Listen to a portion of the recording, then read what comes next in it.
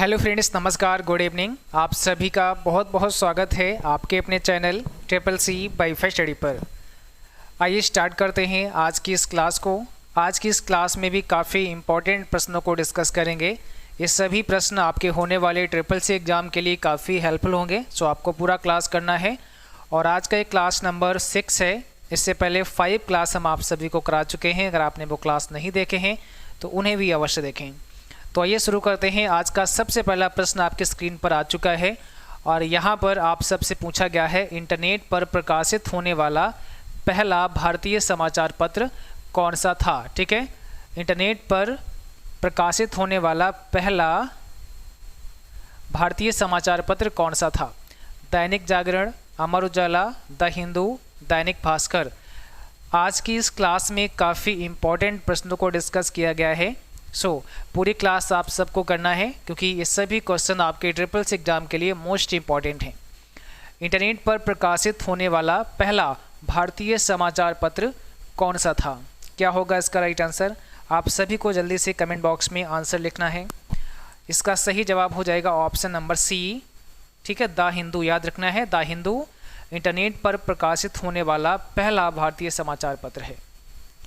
Second question में पूछा गया है, निम्न में से किसे सुपर कंप्यूटिंग का जनक कहा जाता है। सुपर कंप्यूटिंग का जनक किसे कहा जाता है, बताइए क्या होगा इसमें करेक्ट आंसर। सुपर कंप्यूटिंग का जनक किसे कहा जाता है? ऑप्शन नंबर पहला हो जाएगा सिमोर क्रे। ठीक है, सिमोर क्रे को सुपर कंप्यूटिंग का जनक कहा जाता है, फादर कहा जाता है। थर्ड क्वेश्चन में पूछा गया है, वो कौन सा नेटवर्क था जो इंटरनेट का आधार बन गया। मतलब ऐसा कौन सा नेटवर्क था जो इंटरनेट का आधार बन गया, बेस बन गया। ठीक है, यानी ऐसा कौन सा नेटवर्क था जिससे इंटरनेट की शुरुआत हुई। ठीक है, ये आपसे पूछा गया है। ARPANET, cluster, SSID, HTTP। तो सिंपल सी बात है, ऑप्शन पहला हो जाएगा ARPANET यानी advance research project agency network, option number पहला। और अगर आपसे पूछें दुनिया का पहला नेटवर्क कौन सा था, तब भी आपका यही जवाब होगा ARPANET। अगला सवाल का जवाब करना है, निम्नलिखित में से कौन सा एंटीवायरस सॉफ्टवेयर नहीं है। कौन सा एंटीवायरस सॉफ्टवेयर नहीं है? लिनक्स, अवास्ट, नॉर्ट्रॉन या नन ऑफ दीज। इसमें से कौन सा एक एंटीवायरस सॉफ्टवेयर नहीं है?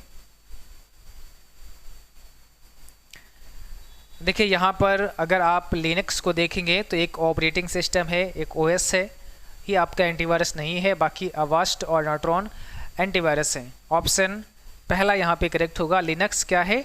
एक ऑपरेटिंग सिस्टम है। अगला सवाल देखो, निम्न में से कौन सा विकल्पीय परीक्षा की उत्तर पत्रिका को जांचने के काम में आता है।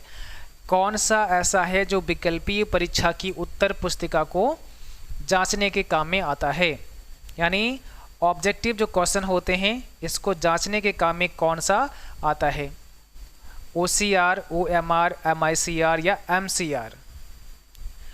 देखिए आप लोगों ने एग्ज़ाम दिए होंगे तो आप सब जब एग्ज़ाम देने जाते हैं तो वहाँ पर आपको एक OMR सीट मिलती है। ठीक है ना, एक OMR सीट दी जाती है जिसमें क्या होता है, आपको ऐसे गोले ब्लैक करने होते हैं, इस प्रकार से फिल करने होते हैं। तो ये यहाँ पर हमारा ऑप्शन बी हो जाएगा OMR। OMR रीडर जो मशीन होती है, ठीक है, इसमें OMR सीट डाली जाती है जिससे कि कॉपी चेक की जा सके। तो यहाँ पर ऑप्टिकल मार्क रीडर होता है इसका फुल फॉर्म। OMR रीडर एक इनपुट डिवाइस के रूप में जानी जाती है। ऑप्टिकल मार्क रीडर इसका फुल फॉर्म होता है। ठीक है, तो जो भी ऑब्जेक्टिव वाली परीक्षाएं होती हैं उसकी उत्तर पुस्तिका को जांचने के लिए OMR रीडर का इस्तेमाल करते हैं। ठीक है, अगला सवाल का जवाब करो, पहले से ऑन कंप्यूटर को रीस्टार्ट करने को क्या कहते हैं। पहले से कोई कंप्यूटर ऑन है उसको रीस्टार्ट करने को आप क्या कहेंगे। मतलब वो पहले से ऑन है बट दोबारा से आपने उसको ऑन किया, रीस्टार्ट किया, मीन बंद हुआ फिर दोबारा से चालू हुआ, तो इसको हम कहते हैं वार्म बूटिंग, ऑप्शन डी। यानी अगर पहले से कंप्यूटर चालू है और आप उसको रीस्टार्ट कर देते हैं तो क्या बोलेंगे, इसको वार्म बूटिंग बोलेंगे। नॉर्मली जब अपने सिस्टम को आप ऑन करते हैं तो उसको क्या बोलते हैं, तो इसको कोल्ड बूटिंग का नाम देते हैं। ठीक है, तब आपका कोल्ड बूटिंग हो जाएगा। वार्म बूटिंग कब होगा, जब उसे रीस्टार्ट करेंगे। ठीक है, अच्छा दूसरा याद रखना है हार्ड बूटिंग किसे कहते हैं, तो हार्ड बूटिंग भी आपका क्या होता है, जब आप नॉर्मली स्टार्ट करते हैं, यानी कोल्ड बूटिंग ही हार्ड बूटिंग कहलाता है। अगला सवाल है यूपीआई किसके द्वारा डेवलप किया गया, किसने इसको बनाया, यूपीआई को डेवलप किया। यूपीआई का फुल फॉर्म क्या है, यूनिफाइड पेमेंट्स इंटरफेस, और इसको डेवलप किसने किया, national payments corporation of India यानी एनपीसीआई के द्वारा यूपीआई को डेवलप किया गया। लिब्रो ऑफिस में हेल्प की शॉर्टकट की क्या होती है, हेल्प के लिए शॉर्टकट की आपको बतानी है लिब्रो ऑफिस में। कौन सा यहाँ पे करेक्ट आंसर होगा। जो भी बच्चे क्लास में आए हैं आप सब क्लास को भाई शेयर कर दो एक बार, ठीक है सभी बच्चे, और लाइक नहीं किया है तो प्लीज़ आप सब क्लास को लाइक करें। चैनल पर नए हैं तो आपको सब्सक्राइब करके बेल आइकन भी प्रेस कर लेना है। यहाँ पर F1 हो जाएगा, ऑप्शन पहला करेक्ट है। पहले यांत्रिक कैलकुलेटर का आविष्कार किसने किया था, पहले यांत्रिक कैलकुलेटर का आविष्कार किसने किया था। ठीक है, बताइएगा कौन सा यहाँ पे करेक्ट आंसर हो जाएगा। पहले यांत्रिक कैलकुलेटर का आविष्कार ब्लेज पास्कल के द्वारा किया गया था, ऑप्शन पहला हो जाएगा। किसी इमेज फाइल का एक्सटेंशन है, निम्न में से ऐसा कौन सा है जो किसी इमेज फाइल का एक्सटेंशन हो, बताओ भाई कौन सा ऐसा है जो किसी इमेज फाइल का एक्सटेंशन हो, क्या होगा इसमें करेक्ट आंसर, कौन सा यहाँ पे करेक्ट आंसर हो जाएगा। ऑप्शन पहला, ये देखो डॉट जेपीजी, ये क्या है, एक इमेज फाइल है। जेपीजी आ जाए आपके सामने, जेपीईजी आ जाए आपके सामने, पीएनजी आ जाए आपके सामने, ये सारी की सारी इमेज फाइल हैं। एएमआर और MP3 कैसी फाइल हैं, ये आपकी ऑडियो फाइल हैं। ठीक है, तो यहाँ पर पहला ऑप्शन करेक्ट हो जाएगा।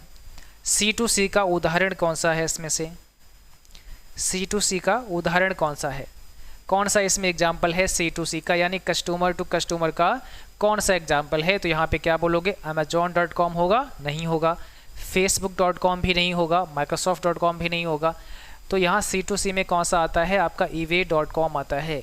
ठीक है, eBay.com आता है, और Amazon किस में आता है, ये आपका V2C के अंतर्गत आता है, बिजनेस टू कस्टमर के अंतर्गत आता है।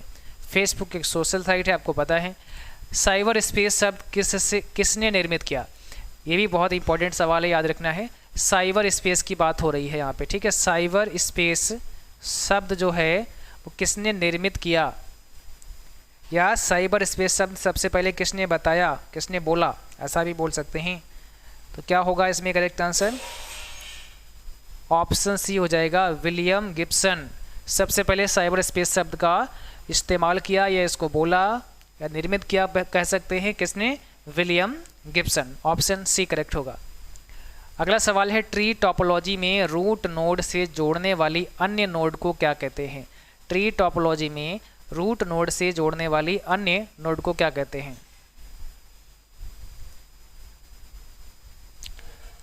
कौन सा यहाँ पे करेक्ट आंसर हो जाएगा, ऑप्शन नंबर पहला हो जाएगा, चाइल्ड नोड कहते हैं उनको, चाइल्ड नोड के नाम से जानते हैं। अगला सवाल देखो, ई संजीवनी ऐप किससे संबंधित है। ई संजीवनी एप्लीकेशन किससे संबंधित है, टेलीमेडिसिन, पर्यटन, आयुर्वेद, इनमें से कोई नहीं। क्या होगा इसमें, ऑप्शन पहला हो जाएगा, टेलीमेडिसिन से संबंधित है। ई संजीवनी एप्लीकेशन टेलीमेडिसिन से संबंधित है। अगला सवाल देखो, कैलेंडर देखने के लिए निम्न में से किस कमांड का प्रयोग किया जाता है। कैलेंडर देखने के लिए किस कमांड का प्रयोग किया जाता है, कौन सा इसमें करेक्ट आंसर होगा। ऑप्शन पहला हो जाएगा यहाँ पे, ठीक है, कैल, ऑप्शन फर्स्ट करेक्ट है आपका। इस प्रश्न में आपको बताना है क्रेडिट कार्ड के रेफरेंस में APR का पूरा नाम क्या होता है। क्रेडिट कार्ड के रेफरेंस में APR का फुल फॉर्म आपको बताना है, कौन सा यहाँ पे करेक्ट आंसर है। तो यहाँ पर APR का मतलब हो जाएगा annual percentage rate, option number B आपका करेक्ट हो जाएगा। सारथी को कब लॉन्च किया गया था, यानी सारथी एप्लीकेशन को कब लॉन्च किया गया था। तो यहाँ पर हो जाएगा ऑप्शन नंबर सी, 14 जुलाई 2017 को सारथी ऐप को लॉन्च किया गया था। अगला सवाल देखो, इंटरनेट का उपयोग करने वाले लोग क्या कहलाते हैं, या इंटरनेट का उपयोग करने वाले लोगों को क्या कहते हैं, ऐसा भी बोल सकते हैं। यानी कि जो ज़्यादा इंटरनेट का इस्तेमाल करते हैं ऐसे लोगों को आप क्या बोलेंगे, ठीक है, ऐसे लोगों को किस नाम से जानते हैं। ऑप्शन बी हो जाएगा, ये नेटिजन्स होते हैं। क्या होते हैं, नेटिजन्स, यानी जो ज़्यादा इंटरनेट का इस्तेमाल करते हैं ऐसे लोगों को नेटिजन्स के नाम से जानते हैं। कॉपी कमांड डेटा को कहाँ सेव करती है, जब आप किसी भी टेक्स्ट को कॉपी करते हैं, ठीक है, या फिर कट करते हैं। कट या कॉपी जब आप करते हैं तो ये जो कट या कॉपी किया हुआ टेक्स्ट है ये कहाँ सेव हो जाता है, आपके कंप्यूटर में, और जब चाहें तब इसे हम पेस्ट कर सकते हैं। तो ये आपका क्लिप बोर्ड में सेव हो जाता है। कहाँ, क्लिप बोर्ड में सेव हो जाता है। और कई बार ये पूछता है कि क्लिप बोर्ड में कब तक सेव रहता है, तो जब तक कि आप इसे पेस्ट नहीं कर देते हैं, ठीक है, यानी जब तक आप दूसरा, ऐसा बोलेंगे, जब तक आप दूसरा किसी लेटर, किसी टेक्स्ट को कट या कॉपी नहीं करते हैं, ठीक है, या सिस्टम को शट डाउन नहीं करते हैं। जब तक आप किसी दूसरे लेटर या टेक्स्ट को कट या कॉपी नहीं करते हैं या शट डाउन नहीं करते हैं, तब तक जो कॉपी या कट किया है वो आपका क्लिप बोर्ड में सेव रहता है। अगला सवाल देखो, कैल्क में संपूर्ण कॉलम को सेलेक्ट करने की शॉर्टकट की क्या होती है। संपूर्ण कॉलम को सेलेक्ट करने की शॉर्टकट कुंजी क्या होती है। पूरा कॉलम सेलेक्ट करना है तो क्या करोगे, कंट्रोल के साथ में स्पेस बार आपको दबाना पड़ेगा। कंट्रोल स्पेस बार से पूरा कॉलम सेलेक्ट हो जाएगा और शिफ्ट स्पेस बार से क्या होगा, पूरा रो सेलेक्ट हो जाएगा। ट्रेन का बुक किया गया टिकट का स्टेटस देखने के लिए किसका उपयोग करते हैं। अगर आपने कोई ट्रेन में अपना सीट बुक किया है ना, कोई टिकट का रिजर्वेशन करवाया है, तो उसका स्टेटस आप कैसे देखोगे, स्टेटस आप कैसे देखोगे, PNR के द्वारा। ऑप्शन सी हो जाएगा। एक आपको जैसे ही आपका रिजर्वेशन होता है ना, तो आपको क्या मिलेगा, एक PNR नंबर मिलेगा। इसको बोलते हैं पैसेंजर नेम रिकॉर्ड। ये PNR नंबर होता है, पैसेंजर नेम रिकॉर्ड, जैसे कि हम स्टेटस देख सकते हैं। व्हाट्सएप डैश प्रकार है, सोशल साइट का, ई कॉमर्स का, इंस्टेंट मैसेजिंग का, या ऑल ऑफ दीज। व्हाट्सएप किसका एक प्रकार है, आंसर क्या हो जाएगा यहाँ पर, ऑप्शन सी हो जाएगा, इंस्टेंट मैसेजिंग का एक टाइप है आपका व्हाट्सएप, ठीक है। तो आज की क्लास बस यहीं तक रहेगी। उम्मीद करता हूँ आप सभी को क्लास पसंद होगी। क्लास अच्छी लगी हो उसको लाइक करना है, शेयर करना है, और जो भी साथी चैनल पर नए हैं आप सबको सब्सक्राइब करके बेल आइकन भी प्रेस कर लेना है। तो आज के लिए बस इतना ही, मिलते हैं अगली क्लास में, तब तक के लिए जय हिंद।